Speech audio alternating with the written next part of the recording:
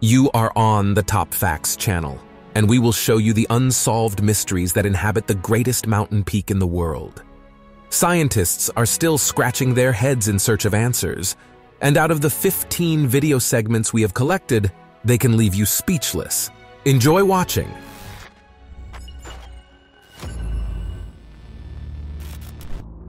The first terrifying footage captured with a resolution of 2 billion pixels. A black disc-shaped figure hangs in the sky above the Himalayas. People claim to have seen an extraterrestrial spacecraft, and many skywatchers emphasize that it cannot be a drone due to its enormous altitude and the wind. Director David Breshears constructed a breathtaking photo with a resolution of 2 billion pixels, capturing the entire mountain range in intricate detail. This required assembling a mosaic of 477 super high-resolution photographs. The perfection of this image is breathtaking. Detailed views of the world's highest mountain, stretching from the base camp where 500 climbers prepare for their ascent. This masterpiece was created in 2012, but it seems that the director captured something more interesting than just the mountain range.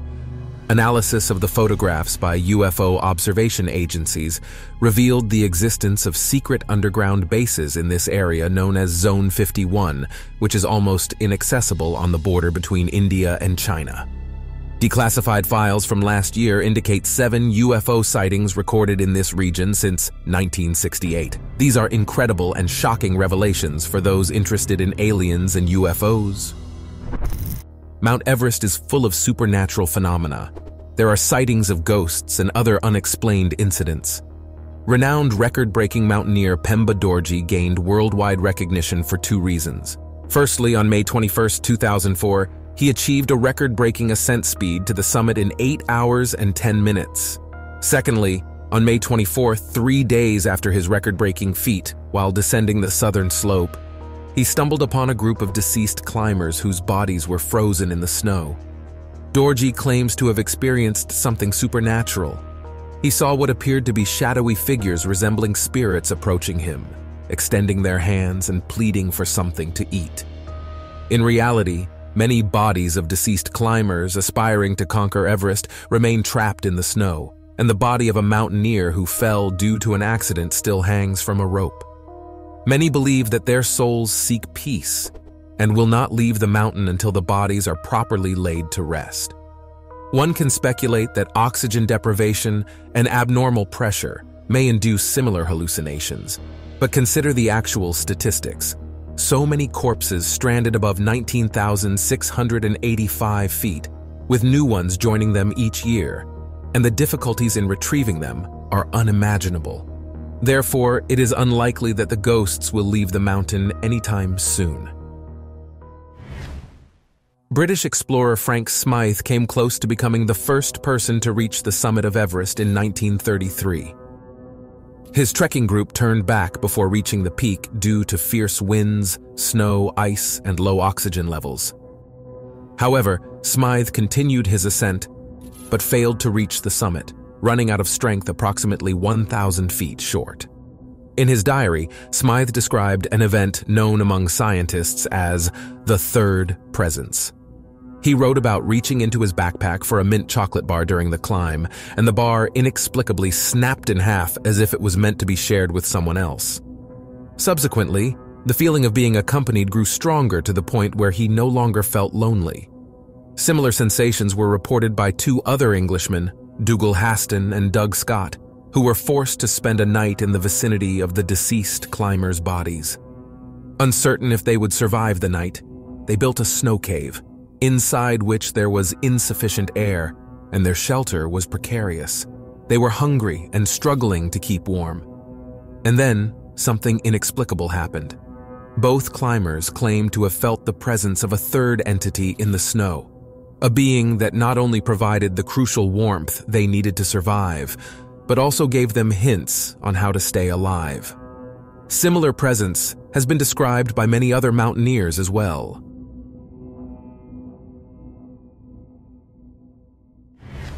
In 1952, before the famous ascent by New Zealander Hillary and Nepalese climber Tenzing, a Russian expedition attempted to climb Mount Everest via the northern route.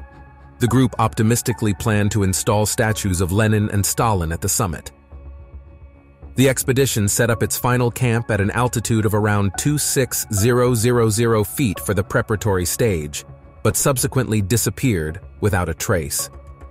Official Russian sources claimed that the 1952 expedition never took place, despite an article by Evgeny Gippenreiter in the Alpine Journal a year later.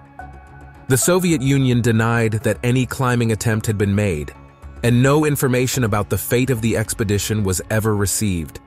On April 21, 1952, the Sydney Morning Herald reported search operations in the Everest region, but despite numerous attempts, no traces of the expedition were found.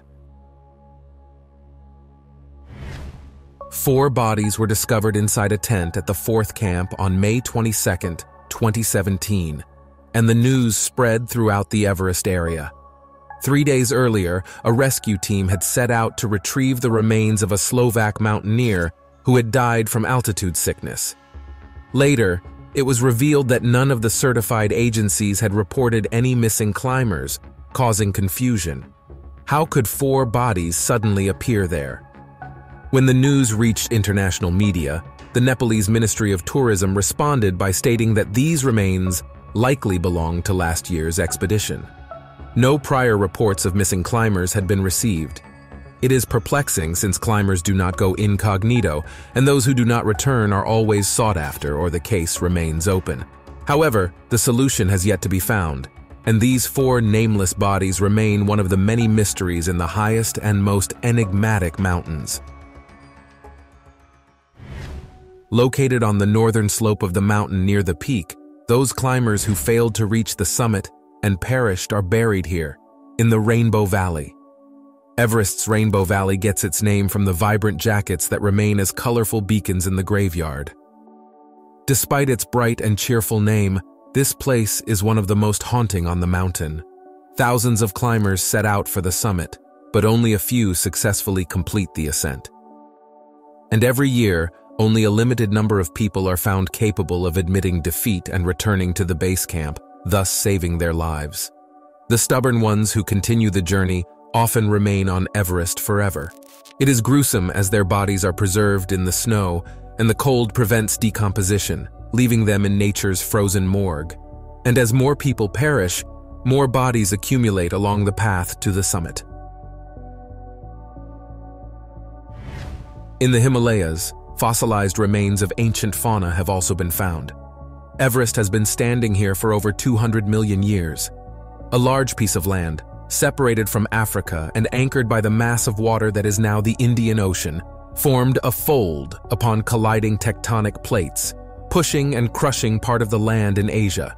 This created the mountain range, and in front of it, a shallow sea teeming with marine life emerged. Limestone was formed from the fossilized remains of plants and animals, while the land of Asia continued to compress, elevating the Himalayas higher. The Indian subcontinent has not completed its journey. It is moving, with massive parts of the Earth's crust sliding over molten magma. Limestone and marine fossils were first discovered here in 1915. There is scientific evidence that suggests there was once abundant vegetation and life. And if we refer to the Bible, is not the universal flood mentioned in chapters 6 to 9 of the book of Genesis? Scientists have learned to use satellite data to determine the increase in vegetation in remote regions, such as the Himalayas. The expansion of this vegetation has raised concerns. It may seem wonderful that grass and shrubs can grow in these areas, but not everything is so optimistic. From 1993 to 2018, using NASA satellites, experts from the University of Exeter in the UK measured the spread of vegetation on terraces ranging from 13,500 to 19,500 feet above sea level. They discovered that glacial melting has doubled since the beginning of the century, with more than a quarter of the total ice reserves melting in the last 4 decades. The study suggests that the Himalayan ecosystem is highly vulnerable, and changes in vegetation are a worrisome situation for the entire planet.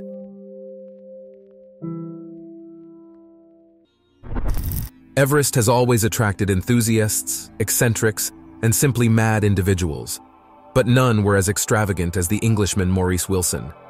Since 1933, Wilson had been nurturing his insane plan to land a private plane on the northern slopes of Everest, leave the aircraft there, and then ascend to the summit alone. He first trained by hiking in Britain and learned to fly a British Gypsy Moth biplane, and then wintered in Darjeeling, preparing for the climb through fasting and prayer.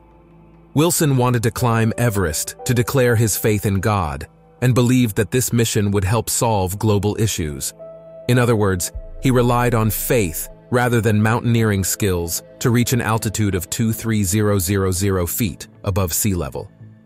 However, Wilson did not survive his endeavor, and his body was found by a British expedition the following year. The last entry in his diary was dated May 30th, and reportedly, his body was found dressed in women's underwear. Although there are many uncertainties in this story, in 1960, Chinese climbers discovered women's high-heeled shoes in the same location. It was later revealed that Wilson was a transvestite, and before his Everest obsession, worked in a women's clothing store. Even if we skeptically assume that Wilson managed to reach the summit of Everest, he would have certainly perished on the descent due to inexperience. And what force compelled him to embark on the Everest journey remains a mystery to this day.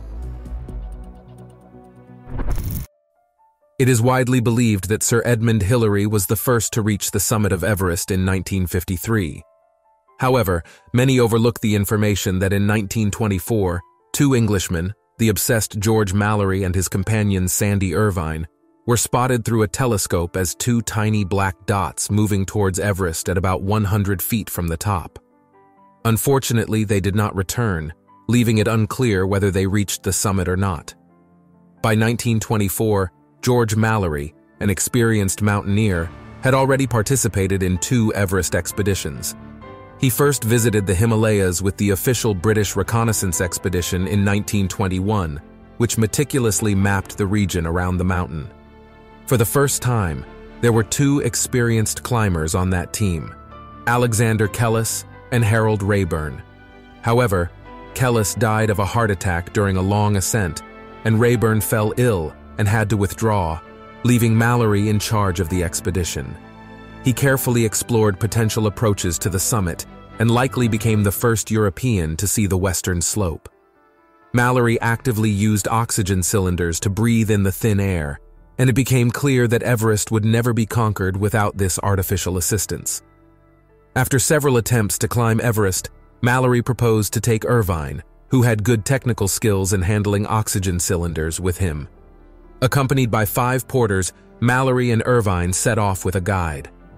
While the guide surveyed the mountainside, a snowstorm started, and he called out to the men to return to the camp, but he himself could only stay where he was until the snowfall ceased. When he returned the next day with 2 porters, he found no traces of his companions.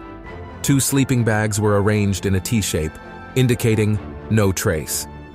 When Mallory's body was discovered in 1999, there were no answers, nor were there any traces of his camera, which could have put an end to the debate and determined who was the first conqueror of Everest. However, one piece of evidence could have been found.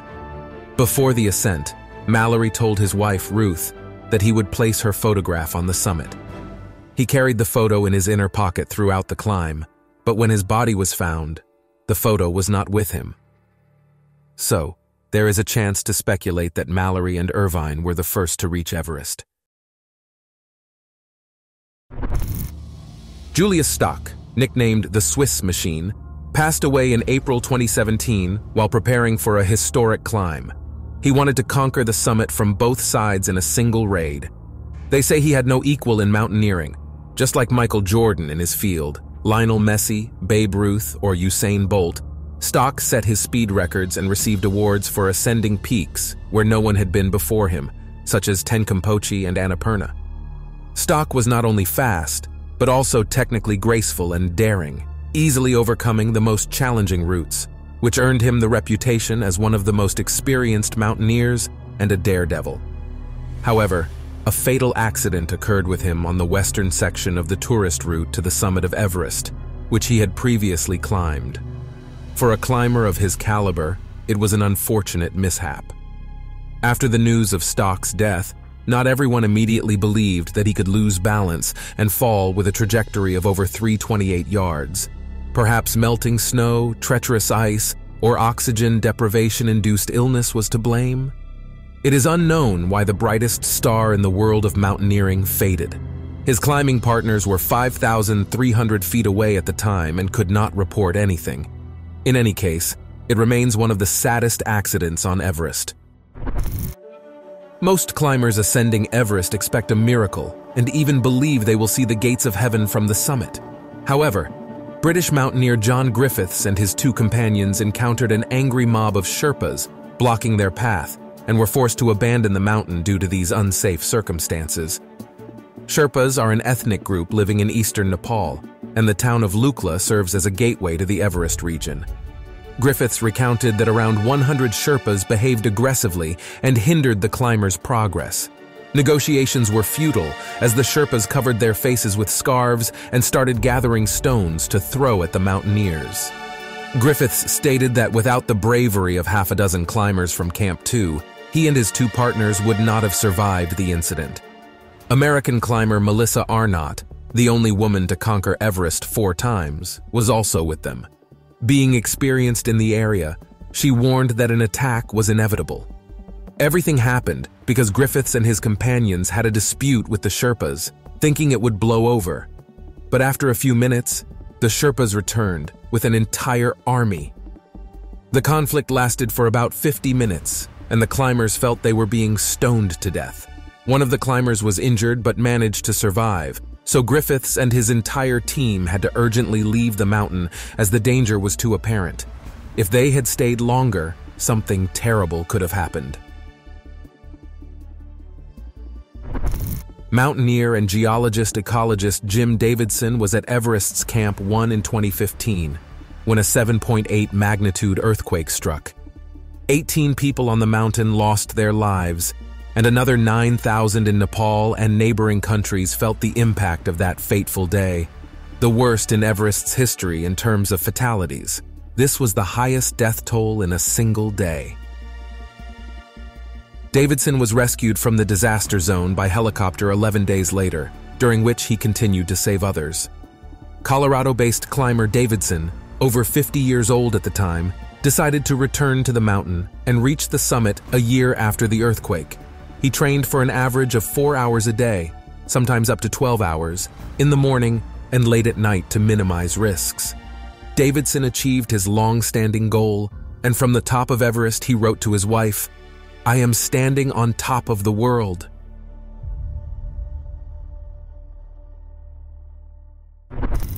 The highest point on Earth, Mount Everest, lures and captivates with its beauty, but it is a deadly temptation. To reach the summit, one must traverse treacherous sections. Ice can suddenly collapse, and falling here is equivalent to death. When a massive avalanche occurs, it forms a huge cloud, a wall of ice and snow, and the storm can last for hours. Can you imagine the force of such an icefall? When mountaineer McLeod was descending, it was around 6:30 in the morning, and a group of Sherpas was working near Camp 1, and at that moment, the ice mass plummeted down the mountain. 12 Sherpas died on the spot, and 4 missing individuals were presumably buried under the snow. Rescuers immediately sounded the alarm, and helicopters evacuated the injured. It's a black day worldwide, and in the world of mountaineering because these guys work harder than anyone else on the planet. The last major tragedy occurred 18 years ago, claiming 8 lives when a group got lost on Everest during an approaching storm. The guide survived and helped several climbers descend safely from the mountain. According to him, in those moments, time ticks faster, and the count is in the tens of lives.